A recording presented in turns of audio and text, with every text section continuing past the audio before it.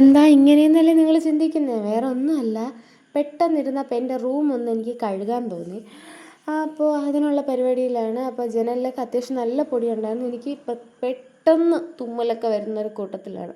അതുകൊണ്ട് ഞാൻ എന്ത് ചെയ്തു, തോർത്ത്, മാസ്ക് ഒന്നും ഇല്ലായിരുന്നു. അതുകൊണ്ട് ഞാൻ തോർത്ത് വെച്ചങ്ങ് അഡ്ജസ്റ്റ് ചെയ്തു. ജനലിലുള്ള പൊടിയൊക്കെ ക്ലീൻ ചെയ്ത് ഫാനൊക്കെ ക്ലീൻ ചെയ്തായിരുന്നു. എൻ്റെ വീഡിയോ എടുത്തിടാൻ പ്രത്യേകിച്ച് ആരുമില്ല.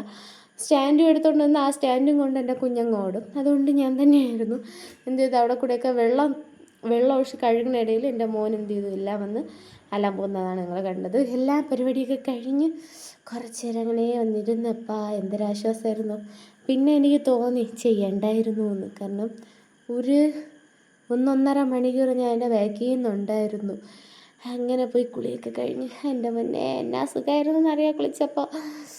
അപ്പോൾ ഇത്രയൊക്കെ ഉള്ളൂ. പിന്നെ എൻ്റെ റൂമിൻ്റെ ഫൈനലൊക്കെയാണ് എൻ്റെ 3 വണ്ടി, പിന്നെ എൻ്റെ റൂം ബെഡൊക്കെ വൃത്തിയാക്കിയതിന് ശേഷമുള്ള കോലമാണ്. ഉണങ്ങാൻ ഇനിയുണ്ട് കേട്ടോ. അപ്പോൾ ബൈ.